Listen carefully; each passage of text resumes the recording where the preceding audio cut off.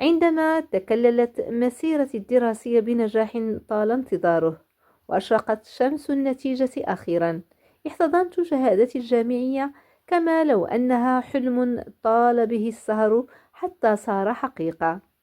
كنت يومها أسعد إنسانة على وجه الأرض. ليلة كاملة مرت دون أن يغمض لي جفن، فقد كان الفرح يوقظني كلما حاول النوم أن يسرقني.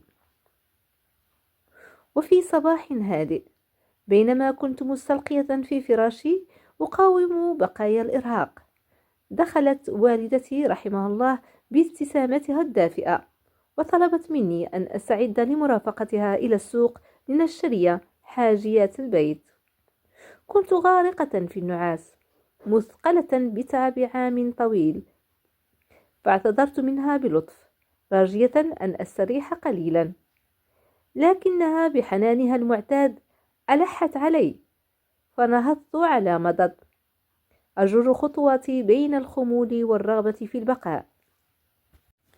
كنت في داخلي أفضل لو أن هذا اليوم يتوج بالهدايا لا بالمشاق، خاصة وأنها قبل أيام قليلة أهدتني رحمة الله عليها فستانا جميلا بعد عودتها من زيارة جدتي.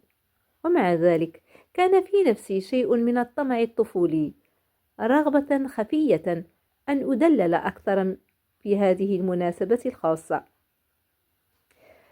تناولت فطوري سريعا وخرجت معها، وحين وصلنا السوق وبينما كانت والدتي تسأل البائع عن الأسعار، شعرت بشيء صلب تحت قدمي. انحنيت لأتفقده، فإذا هي حقيبة صغيرة بلاستيكية مثقبة. لم أولي الأمر اهتماما كبيرا، فالتقطتها بلا اكتراث وألقيتها في سلة المشتريات. وبعد أن أنهينا شراء كل ما نحتاجه، تذكرت الحقيبة وأخبرت والدتي بما وجدت. نظرت إلي متسائلة: وهل بها ما يدل على صاحبها؟ بطاقة أو ورقة؟ أجبتها بأنها تبدو بسيطة جدا، تكاد لا تحمل شيئا ذا قيمة. فقالت بهدوء: افتحيها. فتحت الحقيبة، وإذا بدهشة تسري في أوصالي، علبة كرتونية صغيرة بداخلها قطن ناعم يتوسطه عقد ذهبي، لا اسم، لا عنوان، لا أثر يدل على صاحبها. ابتسمت والدتي وقالت بحنان عميق: هذه هدية من الله لك. في تلك اللحظة لم يكن الفرح مجرد شعور، بل يقين يسكن القلب.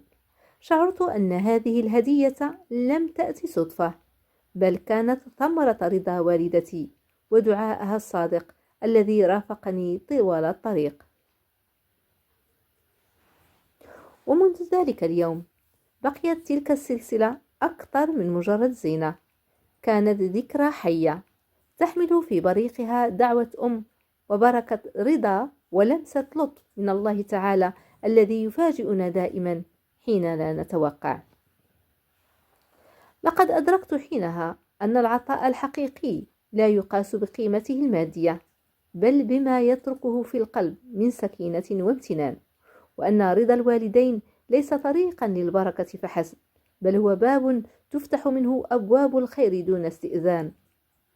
فالله لا ينسى القلوب الصادقة ولا يضيع أثر الطاعة، بل يجبر الخاطر بطرق لا تخطر على بال، ويرسل عطاياه في الوقت الذي نظنه عاديا، فيحوله سبحانه إلى لحظة استثنائية لا تنسى. فالله يدهشك حين يعطيك أكثر مما تمنيت وأجمل مما توقعت.